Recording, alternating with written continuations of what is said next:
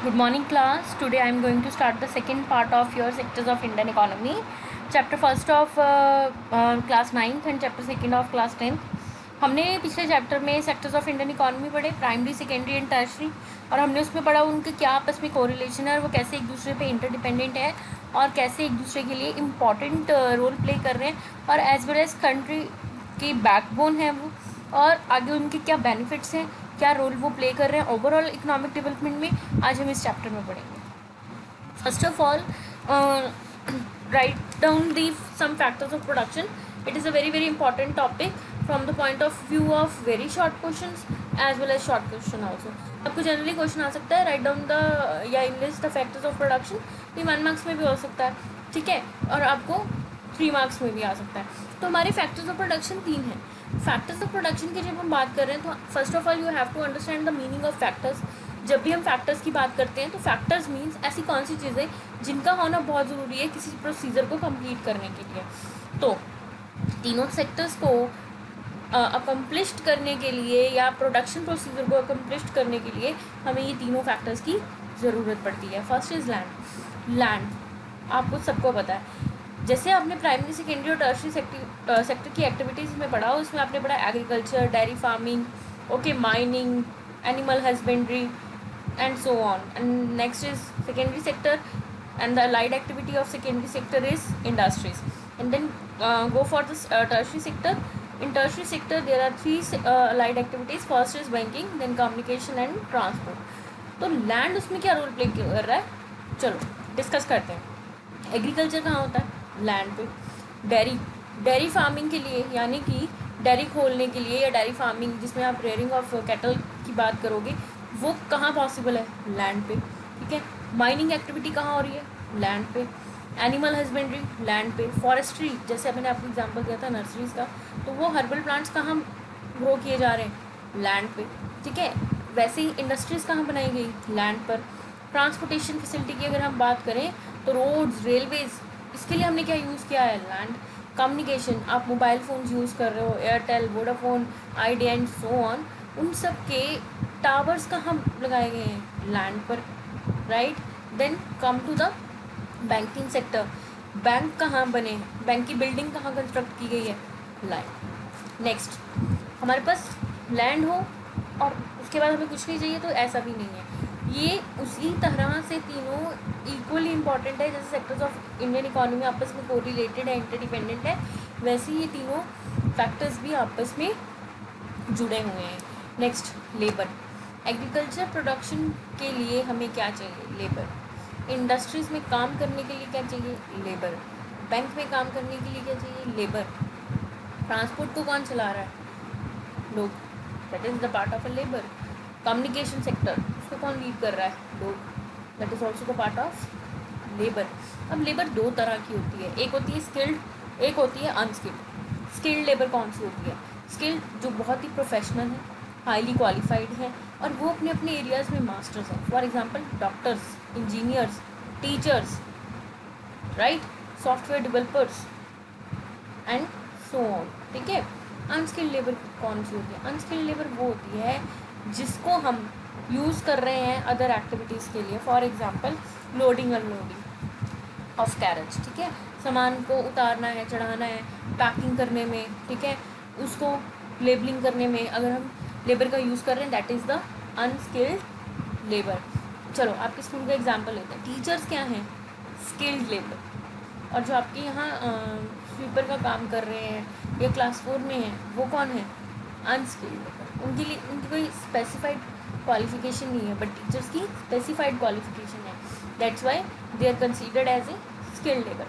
Capital, वैसे तो capital में बच्चे 3 पार्ट्स हैं, fixed, working and human capital, but human capital formation का चैप्टर आपको अगले पार्ट में है और ऊपर हम already skilled and unskilled labour की बात कर चुके हैं, तो इसीलिए मैंने वो पॉइंट यहाँ ऐड नहीं किया। बेसिकली अगर कमर्शियल पॉइंट ऑफ व्यू से हम बात करें तो हम 2 ही कैपिटल्स की बात करते हैं। First is your fixed capital, second is your working capital.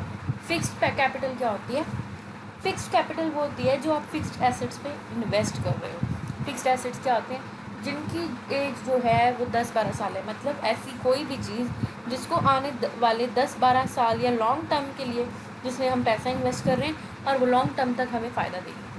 बड़ा छोटा सा एग्जाम्पल है, आप अपने घर में देखिए, आपने फ्रिज खरीदा, ऐसा तो है नहीं आप कल ही फ्रिज, आज फ्रिज लेके आए तो हफ्ते बाद आप फ्रिज चेंज कर लोगे, नो, आप उसको लॉन्ग टाइम के लिए रखने वाले हो और उसका यूज़ करने वाले हो, दैट इज़ फिक्स्ड कैपिटल। ऐसे ही प्रोडक्शन यूनिट्स में जब इंडस्ट्रीज खड़ी करते हैं इंडस्ट्रियलिस्ट, तो वो मशीनरी लगाते हैं वहाँ पे, तो मशीनरी क्या है उनकी फिक्स्ड कैपिटल, यानी कि मशीन जो है इन फ्यूचर में उनको पैसा कमा के देगी।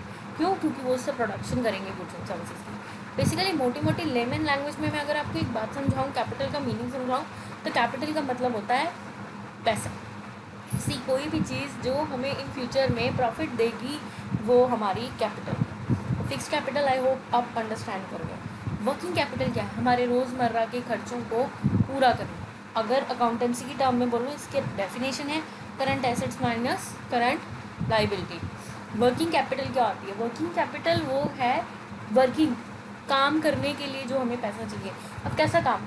सामान खरीदना है, लेबर को सैलरी देनी है, ठीक है, बिजली का बिल पे करना है अपने प्रोडक्शन यूनिट का, अपनी फैक्ट्री के हमने स्टेशनरी चार्जेस हैं, ठीक है, अपनी फैक्ट्री में हमने पानी का टैंकी लगाई है, पानी का बिल आ रहा है, ठीक है, इलेक्ट्रिसिटी बिल आ रहा है, आने जाने का पेट्रोल का खर्चा। सिंपल सी बात है। अब अपने स्कूल की एग्जांपल लो, चलो वर्किंग कैपिटल, आप क्लासरूम में बैठे हो, आप फ़ैन यूज़ कर रहे हो, क्लासरूम में कर रहे हो, अब क्या है, इलेक्ट्रिसिटी का बिल भी आ रहा है, ठीक है, अब वाटर कूलर यूज़ कर रहे हो, पानी पी रहे हो, ठीक है, तो पानी का बिल भी आ रहा है। तो ये वर्किंग कैपिटल यानी कि रोज़मर्रा के रूटीन के खर्चे, जिसको हम वर्किंग कैपिटल मतलब स्कूल को चलाने के लिए जो खर्चे हो रहे हैं, कि that is your working capital. अब दो तरह की नेचर होती है फैक्टर्स की, एक होते हैं फिक्स्ड, एक होते हैं वेरिएबल। फिक्स्ड फैक्टर्स वो फैक्टर्स होते हैं जो कभी भी चेंज नहीं होते, चाहे प्रोडक्शन बढ़ जाए चाहे प्रोडक्शन कम हो जाए। अगर आपके पास 2 एकर्स लैंड है तो अब आपकी अपनी टेक्नोलॉजी है, अपने मेथड्स हैं कि आप उसमें किस तरह से एग्रीकल्चर प्रैक्टिस कर रहे हो, ठीक है। अगर आपकी प्रोडक्शन बढ़ सकती है, लेवल ऑफ प्रोडक्शन बढ़ सकता है आपका, तो हो सकता है कि इस बार आपकी फसल ज़्यादा अच्छी होगी, तो आपने अगर फसल ज़्यादा अच्छी होगी हो, ठीक है, तो आपने क्या किया, उस चीज़ को आगे कैरी फॉरवर्ड कर दिया, ठीक है। तो क्या है, लैंड जो है वो फिक्स रहेगा, 2 एकर्स लैंड 2 एकर्स ही रहेगा, पर लेवल ऑफ प्रोडक्शन बढ़ सकते हैं। अब जैसे अभी देखो, हम मानसून बहुत ही अनश्योर होता है वैसे तो हमारे इंडिया में, अगर टाइम पर आ जाए तो प्रोडक्टिविटी बहुत अच्छी है, अगर टाइम पे ना आए तो इम्प्रॉपर इरिगेशन फैसिलिटी होने की वजह से फार्मर्स का बहुत ज़्यादा नुकसान होता है, जिसकी वजह से उनका प्रोडक्शन आउटपुट जो है वो लो चला जाता है, यानी कि फसल ख़राब हो जाती है, राइट, उतनी प्रोडक्शन या आउटपुट नहीं निकलती, उतनी पैदावार नहीं होती है फसल की। उसी तरह से लैंड नहीं आपका कभी भी कम बढ़ या ज़्यादा होगा, आपके प्रोडक्शन आउटपुट में डिफरेंसेस आएंगे। वेरिएबल फैक्टर क्या होते हैं? वेरिएबल फैक्टर वो होते हैं जो प्रोडक्शन के साथ बदलते जाएंगे, जैसे कि लेबर। आपके पास ज़्यादा लैंड है तो आपको ज़्यादा लोगों को काम करने की ज़रूरत है, ठीक है, ज़्यादा प्रोडक्शन कर रहे हो तो ज़्यादा लोग चाहिए आपको ज़्यादा प्रोडक्शन करने के लिए, सैलरीज इंक्रीज़ होगी। आज एट प्रेजेंट कोई भी पर्सन 10,000 में काम कर रहा है तो ऑब्वियसली इन फ्यूचर में वो 10,000 से ज़्यादा ही काम करेगा, इससे लो सैलरी में नहीं वो काम करेगा, उसकी सैलरी बढ़ती ही जाएगी, ठीक है। प्रॉफिट, हर बिजनेसमैन का एक एम है कि मेरी कंपनी का या मेरी इंडस्ट्री का प्रॉफिट दिन पर दिन बढ़ता जाए, बट समहाउ अगर सिचुएशंस अनफेवरेबल हो जाए, जैसे एट प्रेजेंट हमारे रिसेशन और डिप्रेशन की कंडीशन आ गई है because of covid, because of lockdown, क्या है, सडनली सेल लेवल नीचे चला गया है, बिल्कुल लॉकडाउन होने की वजह से उनके ट्रेड में क्या हुआ, एक स्टॉप लग गया। इस वजह से क्या होगा, लेबर टर्नओवर यानी कि लोगों की नौकरियां भी जाएंगी, क्योंकि लोगों के पास पैसा ही नहीं है तनख्वाह देने के लिए, तो एम्प्लॉयमेंट कहाँ से होगी, लोगों की सैलरीज में भी कट लगेगी। क्यों? कंपनी के प्रॉफिट नीचे चलेगी, कंपनी के पास पैसा ही नहीं है कि वो लोगों को सैलरी दे सके, तो ऑब्वियसली वेजेस नीचे चले जाएंगे। एज वेल एज इस लॉकडाउन की वजह से कंपनी के प्रॉफिट भी डाउन हो गए, नॉट इवन कंपनी, गवर्नमेंट को भी बहुत नुकसान हो रहा है। सो ये वेरिएबल फैक्टर जो बदलता रहता है, प्रोडक्शन ज़्यादा हुई प्रॉफिट ज़्यादा, प्रोडक्शन ज़्यादा करनी है लेबर भी ज़्यादा, राइट, उसकी सैलरीज भी हमें ज़्यादा देनी पड़ेंगी। वैसे ही प्रोडक्शन कम है, लेबर कम, सैलरीज कम, और ऑब्वियसली अगर आप कम प्रोडक्टिविटी करते हो तो उसके रिटर्न में आपको जो इनकम होगी वो भी कंटिन्यू होगी. Okay, I hope you get it. चलो, come to the role of primary sector. Primary sector का ओवरऑल डेवलपमेंट में क्या रोल है? Backbone of Indian economy. Primary sector नहीं होगा तो हम क्या करेंगे? एट प्रेजेंट कोविड-19 की सिचुएशन को अगर हम देखें, क्या है एट प्रेजेंट? किसी की कोई एडिशनल नीड नहीं है, सबकी नीड क्या है? Food and the other food supplements. खाना मिलना चाहिए और ज़रूरत की चीज़ें मिलनी चाहिए. इससे ज़्यादा लोगों को किसी चीज़ से कोई मतलब नहीं है, और सबसे ज़्यादा लोग खाने के लिए ही स्ट्रगल कर रहे हैं. बेसिकली इंसान की बेसिक नेसेसिटी तो फूड, क्लोथ और शेल्टर ही है ना. तो एग्रीकल्चर सेक्टर जो है वो इंडियन इकोनॉमी का बैकबोन है. क्यों बैकबोन है? It provides raw material to industries को रॉ मटेरियल प्रोवाइड कर रहा है. इंडस्ट्रीज़ खड़ी ही एग्रीकल्चर सेक्टर की बेस पे है, प्राइमरी सेक्टर की बेस पे है. अगर प्राइमरी सेक्टर नहीं होगा या इंडस्ट्रीज़ आगे कैरी फॉरवर्ड कर ही नहीं सकती हैं अपने प्रोडक्शन यूनिट्स को या अपनी प्रोडक्टिविटी को, या कह लो अपने किसी भी फंक्शन को. Create employment opportunity, reduce poverty and unemployment. Reduce poverty and unemployment में क्या है? On the eve of independence 75% of Indian population depend upon agriculture for its livelihood. But due to the rapid change in technology and due to industrialization and commercialization of crops as well as green revolution, we upgrade ourselves, right? हमने अपने आप को upgrade किया, हमने latest techniques use करनी शुरू की हैं प्राइमरी सेक्टर में, जिसकी वजह से प्रोडक्शन अच्छी होने लगी है. और प्रोडक्शन अच्छे होने से फार्मर्स की जो फाइनेंशियल कंडीशन है, इकोनॉमिक कंडीशन है, वो अच्छी हो गई है. तो it provide employment as well as reduce poverty and unemployment. It is the basic sector for secondary sector. ये नहीं होगा secondary sector lead नहीं करेगा. As well as it leads secondary and tertiary sector. Primary sector is that sector who leads the secondary and tertiary sector. अगर primary sector नहीं होगा तो secondary और टर्शरी सेक्टर को कोई अवेल नहीं करेगा. अभी फॉर एग्जांपल मेरी बात सुनो, एट प्रेजेंट हमारी नीड क्या है? सिर्फ फूड. किसी को पड़ी है कि हमने यहाँ जाना है, हमने यहाँ करना है, हमने यहाँ घूमने जाना है, हमें ये करना चाहिए, हमें वो कोई दिख रहा है आपको लॉकडाउन में? नहीं. क्यों? क्योंकि लोगों की बेसिक नीड ही उनका फूड है, जो कि प्राइमरी सेक्टर से मिल रहा है. Increase in per capita income, increase in national income, increase in productivity due to latest technology as well as the development in agriculture sector as well as increase in GDP. Secondary sector का क्या role है? Product diversification. हमें पता ही नहीं था कि इतने product हैं. एक छोटा सा एग्जांपल दूंगी बेटा. हम इंडियंस कभी कॉफ़ी पीते ही नहीं थे, नहीं हम लोग कभी चाय पीते थे. ये चाय और कॉफ़ी तो ब्रिटिशर्स की देन है. कॉफ़ी जो है वो हमारे नॉर्थ इंडिया का पार्ट तो बिल्कुल नहीं थी. रीज़न ये था कि एक्चुअली कॉफ़ी जो है बेसिकली वो आपको कर्नाटका और केरला में मिलेगी ड्यू टू रिलीफ फीचर्स. ठीक है ना. अगर मैं आपसे एक, it's not out of the topic, it's just a basic information which helps you to understand the meaning of product diversification. देखो बेटा, हम फूड कल्चर की बात करते हैं तो फूड कल्चर ऐसे नहीं है कि किसी ने शुरू कर दिया और वो हो गया, ऐसा नहीं है. फूड कल्चर जो है डिफरेंट स्टेट्स का, वो वहाँ के क्लाइमेटिक कंडीशंस के अकॉर्डिंगली है. जिस स्टेट में जिस चीज़ की प्रोडक्शन सबसे ज़्यादा है according to the relief features, जो क्लाइमेट जिस क्रॉप को फेवरेबल करता है, उस स्टेट का वो चीज़ मेन फूड क्रॉप है, या कह लो स्टेपल फूड है. चलो फॉर एग्जांपल पंजाब का क्लाइमेट ऐसा है, यहाँ की सॉइल ऐसी है, रिलीफ फीचर्स ऐसे हैं जो वीट की प्रोडक्शन को सबसे ज़्यादा सपोर्ट करते हैं. दैट्स वाई पंजाबी जो हैं वो चपाती खाना ज़्यादा प्रेफर करते हैं as compared to rice. Generally even मक्की भी, अगर हम कॉर्न की बात करें तो मक्की भी हमारी मतलब नॉर्थ में बहुत स्पेशलिटी है. सेम ऐसे आप कोस्टल रीजन में चले जाओ, कोस्टल रीजन में वहाँ पर आपको चपाती शायद ही मिले. वहाँ पे रीज़न ये है कि वहाँ का क्लाइमेट थोड़ा वीट के लिए सूटेबल नहीं है. ठीक है ना. क्योंकि वीट जो है वो ऐसा है, उसका सोइंग सीज़न जो है वो विंटर है, और कोस्टल रीजन्स में तो विंटर सीज़न कभी होता ही नहीं है.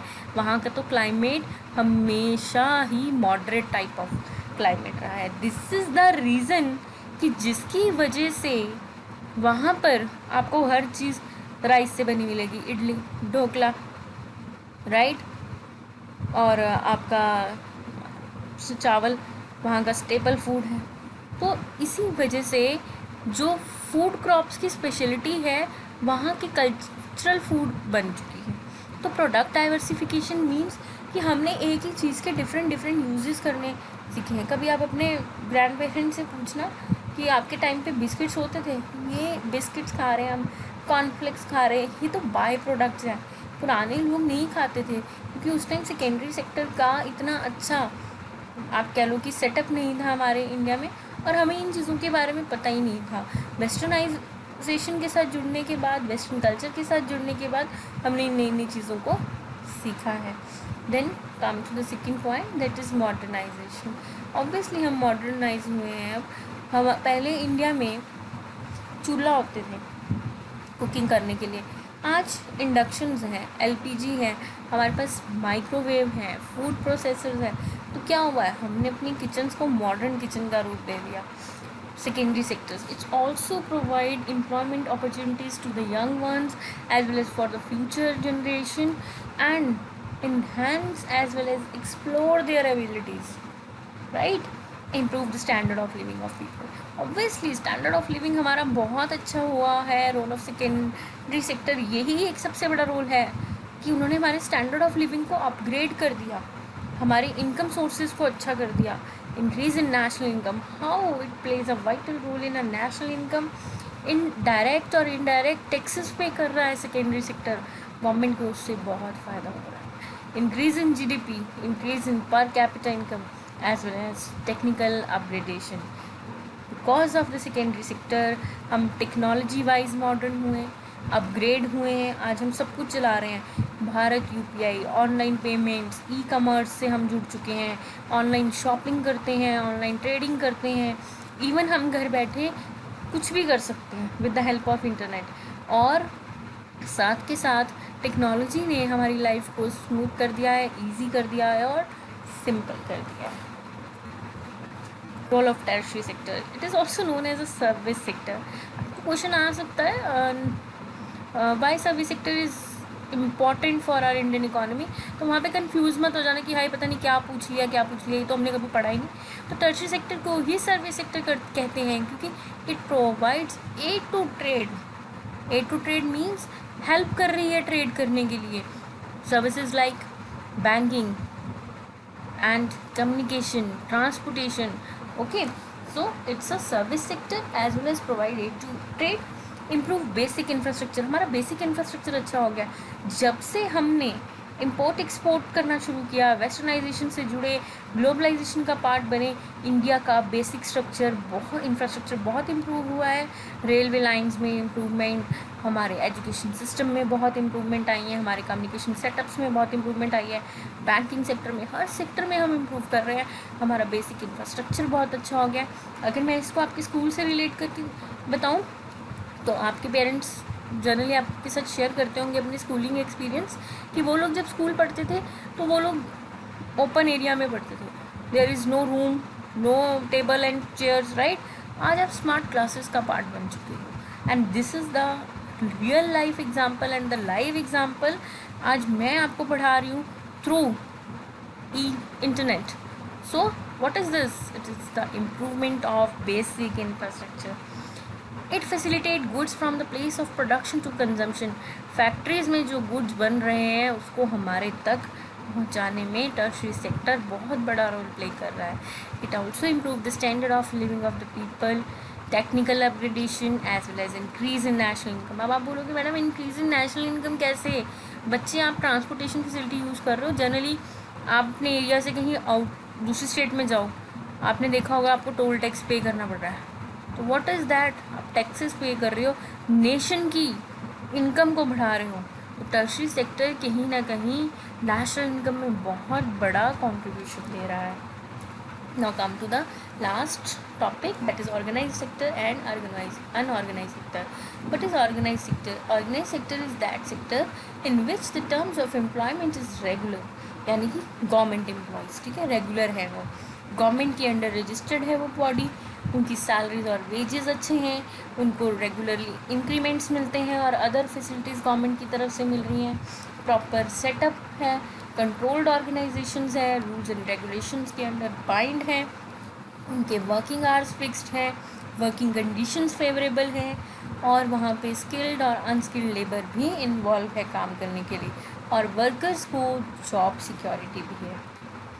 अनऑर्गेनाइज सेक्टर क्या है, आप नाम से ही जैसे जस्टिफाई हो रहा है, अनऑर्गेनाइज, ऑर्गेनाइज होता है प्रॉपर प्लान्ड, जिसको व्यवस्थित कहते हैं।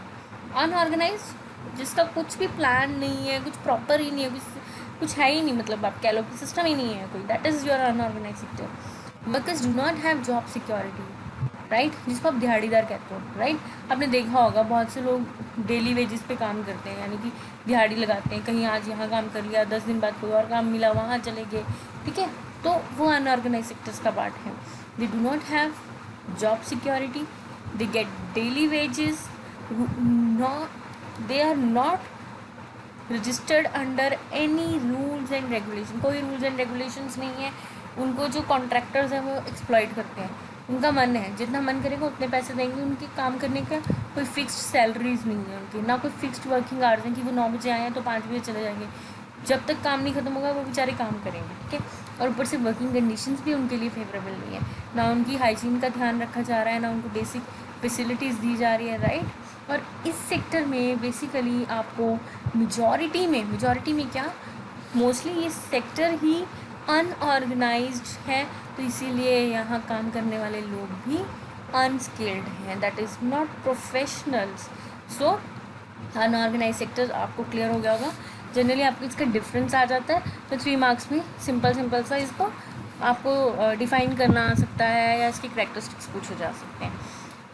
I hope you understand the sectors of Indian economy and the other topics. If you have any query, you can comment in the comment section. Okay, kindly share, subscribe my channel and press the bell icon. If you press the bell icon, you will automatically get the notification of next video. Thank you so much. Have a nice day.